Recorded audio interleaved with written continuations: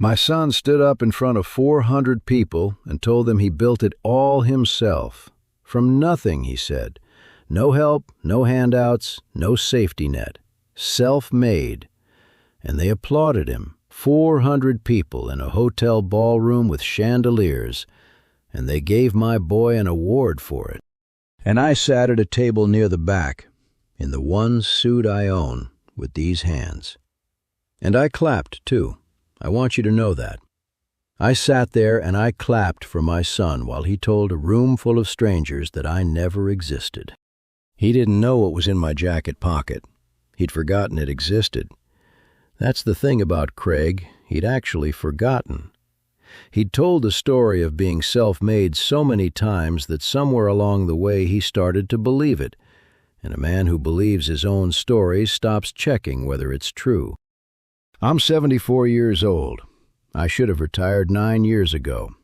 The reason I didn't, the reason I was still going under cars at an age when most men are on a porch somewhere, was sitting up on that stage in a suit that cost more than I made in a good month, telling 400 people he did it all on his own. I didn't stand up that night. I didn't say a word. That's not how I was going to do it. But driving home, alone, 74 years old on a dark highway, I decided that my son was going to find out what was in that envelope. And more than that, he was going to find out what it cost. Let me tell you who I am. And let me tell you about the boy I'd have given anything for, and did, and would still, God help me, even now. My name is Gordon Pratt. Gord, to everyone who knows me. I'm 74, and for 51 years I was a mechanic. Owned my own shop, the last 30 of them, Pratt's Garage, out on the county road, the building with the oil stain you could see from space, and a waiting room with a coffee machine that never once worked right. I'm going to tell you about hands, because you can't understand me without understanding hands. A mechanic's hands never really come clean. You scrub them and the grease stays down in the creases, in the knuckles, under the nails, a permanent map of every engine you ever opened up. My father had those hands. I've got them now, worse than his ever were because I worked longer than he did, longer than I should have. I'll get to why. 51 years I listened to engines, and I'll tell you the one thing that trade teaches you, because it matters for what's coming. An engine tells you it's dying long before it dies. There's a sound, a little sound, a bearing starting to go, and most people never hear it. They turn the radio up. But a man who's spent his life listening, he hears it, and he knows, months ahead, exactly what's coming. The tragedy isn't the engines that seize. The tragedy is that you always hear it coming, and sometimes you love the thing too much to shut it down in time. I heard the bearing going in my son for years. I turned the radio up. I'll own that all the way to the end. My wife was Eileen. She passed 9 years ago, so she was spared most of this. And there are days I'm glad of that, and days I'd give anything to have her here to tell me I did the right thing, because I still don't know that I did. Eileen and I had one child, late after we'd near given up hoping, Craig. And that boy was the sun and the moon to both of us. You have to understand that before you judge anything I did. There was nothing I wouldn't have done for Craig. Nothing. And I mean that as a warning as much as a boast, because nothing I wouldn't do is a door, and you'd best be careful who you leave standing at it. Craig was sharp from the start, sharper than me, and I was glad of it, the way you're glad your kids got something you didn't. He didn't want the garage, never did, and I never pushed it, because I wanted more for him than a lifetime of other people's oil under his nails. He wanted to build things, big things, buildings, developments, his name on the side of them. And when he was in his late 20s, he came to me with a plan and a fire in his eyes I recognized, because it was Eileen's fire, and he needed money to start. Real money, more than I had. but not more than the garage was worth. So I remortgaged it. 51 years my family had that building free and clear. My father's name, then mine. Paid off with a lifetime of Saturdays, and I put it back in hock at 59 years old to give my son his start. Eileen and I talked about it one night at the kitchen table, same as I've made every big decision of my life, and she took my hand and said, "He's our boy, Gord. What else is it all for?" So we did it. And here's the part Craig would spend the next 15 years forgetting. It wasn't a gift, and it wasn't quite a loan. His bank wouldn't lend to a 28-year-old with a dream and no collateral. They needed to see backing. So it was written up proper, on real paper, that I wasn't just handing Craig money. I was a part owner of that first company. A small piece. Nobody thought much of it at the time. It was just the shape the bank needed to see. My name, Gordon Pratt, right there in the founding papers of what would become Craig's whole empire. A mechanic, part owner of a development firm. We even laughed about it. I never took a dollar out of it, never asked to. It wasn't about that. And I never bought myself out, and Craig never bought me out, because who buys out their own father? It just sat there, that little piece of paper, in a drawer, forgotten by him, kept by me, because I keep everything. 51 years running a garage teaches you that, too. The one part you throw away is the one you'll need. Now here's the part that matters, the part that's been sitting in my chest for 15 years. Remortgaging that garage meant a mortgage at 59 that ran 20 years, which meant I couldn't retire at 65 like a normal man. I couldn't retire at 70. I had payments, my son's payments really, though I never once called them that to him, and the only way to make them was to keep the shop open and keep myself under the cars. So I did. Into my late 60s, into my 70s. Knees gone, back gone, these hands gone stiff in the cold, on a creeper on a concrete floor, while my son, up in the city, became a very rich man. And every year he got a little further away.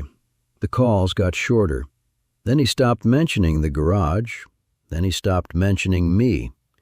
And I started noticing that in the stories he told, the interviews, the little write-ups, there wasn't a father in them at all. He'd started saying that word, self-made, and I'd read it in my waiting room, on a break, with a coffee from the machine that never worked, and I'd think, "That's funny, son. I've got a mortgage says otherwise." But I never said it. I told myself he was busy. I told myself success does that to a man, and it'd pass. I told myself a lot of things, the way you do when you can hear a thing going wrong, and you love it too much to stop it. And then, this spring, Craig came home. First time in 2 years. All warmth, all smiles, my boy again for an afternoon. And I was so glad to see him, I nearly missed what he'd come for. He'd come for my signature. Let me tell you what he wanted me to sign. He pulled up in a car that cost more than my house.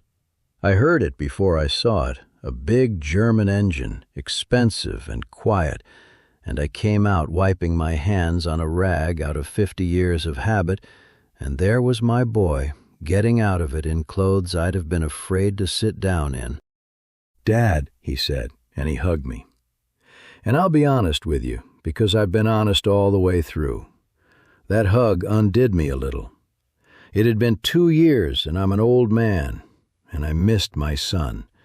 And for about 4 seconds, with his arms around me, I forgot every single thing I've just told you. That's the trouble with loving somebody. It keeps overriding what you know. I made coffee, not from the machine, the good pot, in the kitchen where Eileen used to sit. And Craig looked around the old place with an expression I couldn't quite read, something between fondness and embarrassment, like a man visiting a museum of a life he was relieved to have. Escaped. He asked how I was. He didn't wait for the answer. He never does anymore, and I've stopped minding, or I tell myself I have. And then, over that coffee, gentle as anything, he got to it. Dad, I want to talk to you about something, and I want you to know up front it's good news. It's actually me finally taking care of you the way I should have years ago. Taking care of me. I set my cup down and I listened for the sound underneath the sound. He explained it real smooth. He's good, my boy, I'll give him that. He could sell heat to the devil. The company was doing tremendously, he said. So well, in fact, that a much bigger firm wanted to buy it. A huge deal. Life-changing. And in the course of a big deal like this, he said, the lawyers go through all the old paperwork, every little thing from the early days, dotting the I's. And you'll never believe what turned up, Dad. Remember way back when the bank made us put your name on some of the founding documents? That old formality? Turns out it's still technically on the books. It's nothing. It's ancient history. But these acquisition lawyers, they're a nightmare. They want everything cleaned up spotless before they'll close. Ancient history, that old formality. So, he said, sliding a folder across Eileen's kitchen table, I had my guys draw up a simple release. You just sign here, it clears you off the old paperwork, tidies everything up, and honestly, Dad, it's a weight off you. You shouldn't have your name tangled up in corporate stuff at your age anyway. And look, to say thank you for the old loan and everything, I've had them include a payment to you. $10,000. Just as a gesture. For your trouble. $10,000 for my trouble. I looked at that folder on the table where my wife used to shell peas. And I want to tell you what I felt. And it wasn't rage. Not yet. It was a cold, clear, terrible understanding, arriving all at once, the way you finally locate a knock you've been chasing for an hour and realize it was the main bearing the whole time, and this thing was always going to come apart. He didn't come home to see me. I'd let myself believe, for the length of one hug and one cup of coffee, that my son had come home to see his father. He hadn't. He'd come for a signature. He'd driven 3 hours in his beautiful, quiet car and hugged me and drunk my coffee and called it good news because he needed my name off a piece of paper before he collected a fortune, and he'd calculated, sitting up in his glass office, that the cheapest and quietest way to get it was to come down here and play the son for an afternoon and hand the sentimental old man 10 grand and a story about taking care of him. He didn't know what he was asking. That's the part that near killed me, sitting there. He genuinely didn't know. He'd forgotten so completely what that old formality was that he could sit at his dead mother's table and call it nothing. He'd forgotten the remortgage. He'd forgotten 51 years, free and clear, that I put back in hock for him. He'd forgotten that the reason my hands looked like that, the reason I was 74 and still opening the shop, was sitting in a folder he was calling Ancient History and offering to clear up for $10,000. To him it was true. That's what 15 years of telling the self-made story had done. He hadn't just erased me from the story he told other people. He'd erased me from the story he told himself. I wasn't a man he was cheating. I was a loose end he genuinely didn't remember tying. And do you know, some part of me almost signed it. I need you to hear that, because if you've got a child, you'll understand it. Some tired old part of me looked at my boy's hopeful face and thought, just sign it, Gord. Let him have it. He's your son. What's the difference now? You'd have given him the whole world, so give him this too, and get one more good afternoon out of him before he drives back to his life. That part of me is still, to this day, the part I have to argue with. But I didn't sign it. And I'll tell you the exact thing that stopped my hand. Because it wasn't pride, and it wasn't money. It was that word, gesture. Just as a gesture, for the old loan and everything. He'd said it so lightly. And sitting there, I understood that if I signed, then the story would be finished forever. Not just the paperwork, the truth. If I signed that release for $10,000 and a pat on the head, then Craig's version became the only version that ever existed. Self-made, from nothing. There'd be no paper left that said otherwise. No proof that a mechanic ever mortgaged his life so the great man could begin. I wouldn't just be signing away a stake in a company. I'd be signing away the truth of my own life, and Eileen's, notarized, for $10,000. So my son would never have to know what he'd done. So I didn't sign it, but I didn't fight him either. I smiled at my boy, and I said, "This is a lot for an old fella to take in, Craig. Let me read it over proper. You know me, I never signed anything in my life without reading it twice." And he smiled, relieved, because that sounded like the harmless old dad he'd counted on, and he said, "Of course, take your time." And he even looked a little proud of me for being careful. Then he checked his watch, that expensive afternoon nearly spent, and he mentioned, almost in passing, that he couldn't stay. He had a big night coming up. There was a dinner, he said, an industry thing. They were giving him an award, actually, Businessman of the Year, this whole region. Big ballroom, 400 people. He said it modestly, the way you say a thing you want someone to make a fuss over. And something went very still and very clear inside me. I said, "An award? Craig, that's wonderful. I'd be proud to see that." I watched his face do a small, complicated thing. "Would there be a seat for your old dad? I'll not embarrass you. I've got a suit. I'd just like to see my boy get his award. Your mother would have wanted one of us there." What could he say? In front of his own conscience, what could he say to that? So he said yes. "Of course, Dad, yes. I'll have them add a seat." A little tightly. A table near the back, he'd make sure. And he hugged me again on the way out and got in his beautiful, quiet car and drove back to his life, certain he'd handled it. Certain the old man would read the folder and sign it and be grateful for the 10 grand. He'd given me 2 things that afternoon, and he didn't know he'd given me either. He'd given me a seat in that ballroom, and he'd left the folder on my table, the one with his lawyer's paperwork in it, which told me the name of the firm buying his company and the fact that the deal wasn't closed yet, and that my name, my signature, was the one thing standing between my son and the thing he wanted most in the world. I keep everything. I told you that. I sat at Eileen's table a long time after his car was gone, and then I went out to the shop, to the drawer, and I took out the soft old envelope I'd kept for 15 years. And I put it side by side with the folder he'd left.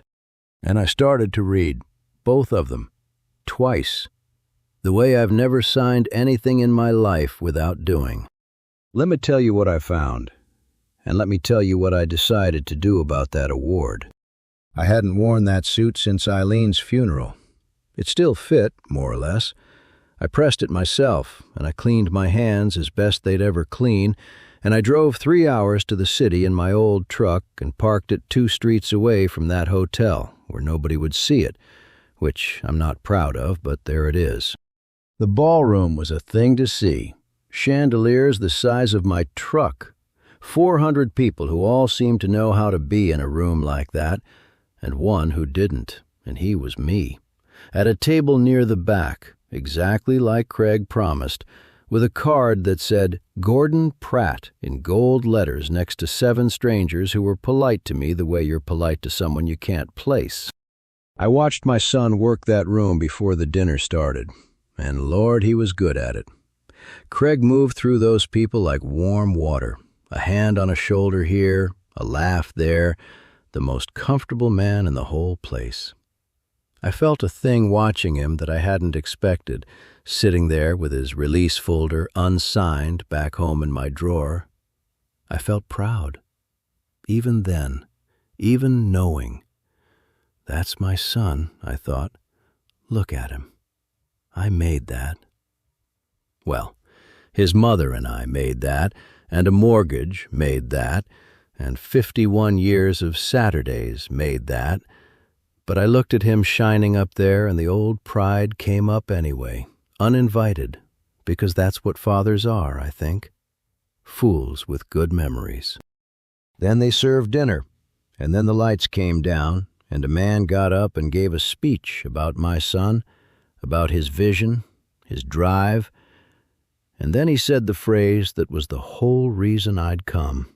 He said, "And what makes Craig Pratt's story so remarkable is that he did it entirely on his own, a true self-made man, from nothing." From nothing. 400 people applauded nothing. And I clapped too. I told you I did, because what else do you do? And my hands, when I clapped, my ruined hands, made almost no sound. Then Craig went up to collect his award, and he gave his speech, and I sat very still and listened to my son tell 400 strangers the story of his life with me cut clean out of it. He talked about starting with nothing but a dream. He talked about the banks that turned him down. He did not mention the one that said yes, and why it said yes. He thanked his team, his wife, his mentors, a college professor. He got to the end, and he raised the award, and he said, "I'm living proof that in this country you can start with absolutely nothing and build something real if you're willing to bet everything on yourself." Bet everything on yourself. I sat at that back table, 74 years old, in my funeral suit, and I thought, no, son, you didn't bet everything on yourself. You bet everything on me. You bet your father's garage, the one thing our family ever owned outright, and I covered the bet, and I'm still covering it. And you just stood up in front of 400 people and thanked a college professor. I didn't stand up. I want to be clear about that, because I know what some of you are hoping happened next, that the old man rose up in the ballroom and set the record straight to gasps and applause. That's not what happened, and that's not who I am, and honestly, that would have been for me, not for him. A scene in a ballroom is a firework. It's loud, and it's bright, and in the morning it's ash, and nothing's changed, and I'm just the sad old man who ruined Craig's big night. No, you do it quiet, in your own time, with the right thing in your hand. So I did the hardest thing I did in this whole story. I sat there, and I let him have his night. I watched him glow. I let the lie stand in that room, all the way to the end, and I clapped my silent clap. And when it was over, I stood in the little crowd of people wanting a word with the great man, and I waited my turn to see my own son. And when he saw me, there in the thinning crowd, his face opened up, and for a second it was real. "Dad, you actually came."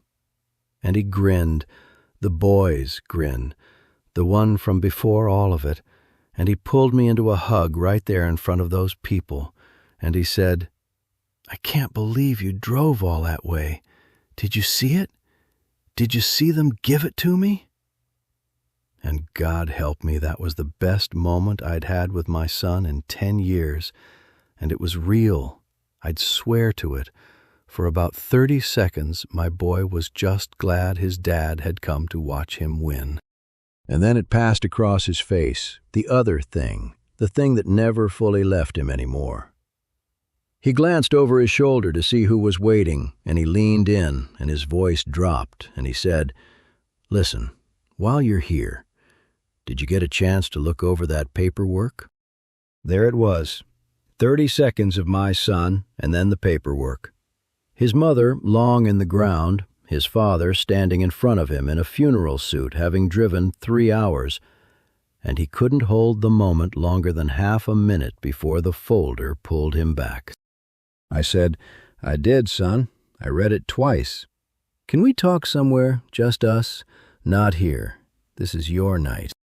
And there must have been something in how I said it, because the salesman's smile went, just for a second, and underneath it I saw something I hadn't seen on my son's face since he was a boy. A flicker of not being sure. He knew that voice. It was the voice I used when an engine came in that a man swore was fine, and I already knew it wasn't.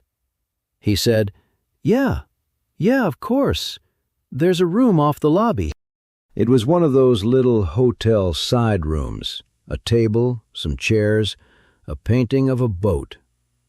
Craig closed the door and set his award down on the table between us, and I don't think he even noticed he'd done it. Put the trophy right there where we'd both have to look at it. I did notice. I notice everything. That's the job. He started talking first, filling the quiet, the way people do when they can feel weather coming. "So, look, Dad, I know the 10 grand probably felt low, and I've been thinking, I can do better than that. We can talk about a number that feels..." "Craig," I said it soft, but he stopped. "I'm not here about the number. Sit down, son. Let your old man say a few things, and then I'll tell you what's going to happen. And it's not going to be as bad as you're starting to think, but you're going to hear it all first." He sat, and I took the soft old envelope out of my jacket, the one I'd kept 15 years, and I set it on the table next to his shiny award. And I watched him look at it and not know what it was. His own beginning, and he didn't recognize it. "You don't know what this is, do you?" I said. Not unkind, just true. He didn't. "This is the original," I said. "The founding papers, the real ones, from the bank, from the beginning. The ones your fancy lawyers only found a copy of. The ones with my name on them, Gordon Pratt, part owner, because no bank on earth would lend 28-year-old Craig Pratt a dime, and the only thing that made you real to them was a 59-year-old mechanic putting his paid-off garage on the line behind you." I tapped it once with a finger that doesn't straighten all the way anymore. "This is the nothing you built it all from, son. It's been in a drawer in that nothing for 15 years. He was very quiet now. "I'm going to tell you some things you've let yourself forget," I said, "not to hurt you, because a man ought to know the truth of his own life, even the parts he'd rather not, especially those." And I told him, quiet in that little room with the boat painting and the award between us. I told him about the kitchen table, and Eileen taking my hand, and what else is it all for? I told him about the mortgage that ran 20 years, and what that meant, that I couldn't retire, not at 65, not at 70. I held up my hands, both of them in the lamplight, and I made my son look at them, and I said, "You want to know why these look like this at 74, when I should have had 10 years of them getting soft on a porch? They look like this because they were still under cars, Craig, paying for the bet you just thanked a college professor for. Every year you got richer, your dad got older on a concrete floor, making your payments, and calling you on Sundays till you stopped picking up. I've seen a lot of things break in 51 years. I know the exact moment a thing that's been holding on finally lets go. And I watched it happen in my son's face across that table next to that trophy. Not all at once. First the stillness. Then his eyes went to my hands and stayed there, really looking, the way he hadn't looked at anything about me in 15 years. and I watched him do the arithmetic he'd spent a decade refusing to do. The dates, the mortgage, his whole shining life recalculated, with his father put back into it. And my boy, my Craig, the most comfortable man in any room, the self-made man, put his face in his hands at that little table and made a sound I hadn't heard him make since he was a child. I didn't reach for him. Not yet. He hadn't earned that yet, and reaching too soon would have made it about comforting me for having to say it. Some things a man has to sit inside of for a minute. So I let him. Then I told him what was going to happen. When he'd sat inside it long enough, I told him how it was going to be. And I want you to hear the terms, because people always expect this part to be about money, and it never once was. Here's what's not going to happen, I said. I'm not going to blow up your deal. I could. I read that folder twice, remember? My name unsigned is the one thing standing between you and all that money, and a smarter, harder man than me would squeeze you for every dollar of it, and he'd be within his rights. But I'm not going to do that, and I'll tell you why. Not because you deserve mercy tonight, because you don't, not yet. Because your mother's in that garage too, in those founding papers, in that mortgage, and I won't turn the thing she and I built for you into a weapon to hurt you with. That's not what it was for. What else is it all for? She said. It wasn't for this, but it wasn't for revenge either. He tried to speak. I held up my hand. So I'm going to sign your release. Your deal goes through. You get your money. I let that sit. But not for $10,000, and not quiet, and not the way you drew it up. Here's what you're going to do first. 1. You're going to sit down with me and a lawyer of my choosing, not yours, and we're going to work out what that stake was actually worth. Not because I wanted. I've lived 74 years without your money, and I'll die without it. Whatever it comes to, it doesn't go to me. It goes into a trust, and that trust pays off the mortgage on that garage, finally, after 20 years, so that whatever's left of it goes back to being what it was before you needed it, free and clear. My father's name, then mine. And after I'm gone, it's not yours to develop, Craig. It goes to the town, a trade school. Somewhere a kid whose hands are going to end up like mine can learn to do it proud. That's where your beginning goes, back into beginnings. 2. And this was the only one that mattered to me, and he knew it, because my voice changed. You're going to fix the story. I don't need a stage. I don't need you to stand up in that ballroom and take it back in front of 400 people. I know you can't, and honestly, I don't want it. A scene like that would be about me. But that word, self-made, is going to stop coming out of your mouth. In the next interview, the next write-up, whenever they ask you how you started, you are going to say the true thing. You're going to say your father put the family garage on the line and worked past 70 to cover it so that you could begin. You don't have to make me a saint. Just stop making me nothing. That's the whole price, son. That's the only thing I came for.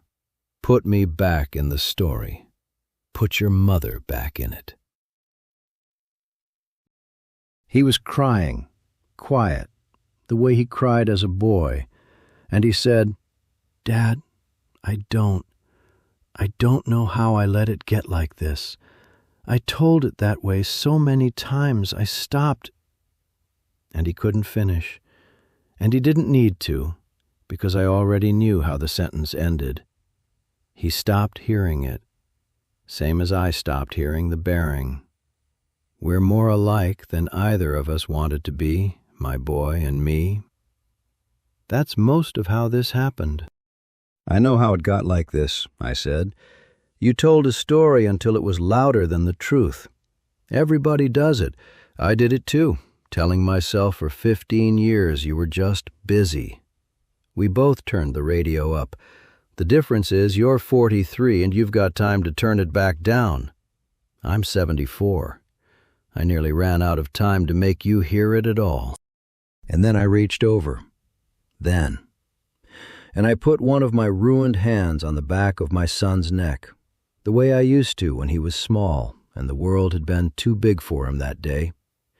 And I let him lean into it in that little hotel room next to his award for being self-made. It's not fixed. I've told you before, this channel doesn't sell you the tidy ending, and I won't start now.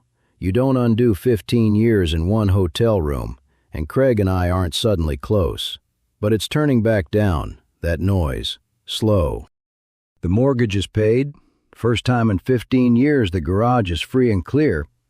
And I drove out there the day it cleared, and I sat in the empty shop with a coffee from the machine that never worked, and I cried like a fool, because Eileen should have been there for that. But it's done. The building's safe. When I'm gone, it becomes the Eileen Pratt Trade School, and some kid with grease he'll never get out of his knuckles is going to learn there that the work is honorable, that it holds the whole world up, that it's never nothing. Craig did the other thing, too. Took him a few months, but there was a magazine piece, a big one, and I read it in my waiting room the way I'd read all the others, braced. And this time, near the top, it said Craig Pratt got his start when his father, a small-town mechanic, remortgaged the family garage and worked into his 70s to fund him. It said Craig calls it the debt he'll spend his life trying to deserve. I read that line about 4 times. Then I folded the magazine up and I put it in the drawer next to the soft old envelope. I keep everything. You know that by now. He comes around more. Short visits still, awkward ones, but real. He brought my grandkids last month, and he walked them out to the shop, and I heard him telling them, "This is where it all started, all of it, right here, with your granddad." And I stood in the doorway with a rag in my hands, and I didn't say a word, because some things you just let yourself hear. Here's the only thing I've got to give you, and it cost me 15 years to learn it. Nobody is self-made. Not one soul who ever lived. Somebody put their garage on the line for you, somewhere, some way, even if you've told the story so long you can't hear them anymore. So turn the radio down. Go find the one who's still under the car, and tell them you know it was them, that it was always them, before you run out of time to say it. I nearly did, and I'm here to tell you it's almost never too late, even at 74, even in a hotel room next to a trophy with your ruined hands. I'm Gordon Pratt. Thank you for sitting with me tonight. If nobody ever put you back in the story the way they should have, you come sit with us. We know what you carried. If you enjoyed this, please like and subscribe, and come back next time. The porch light's always on.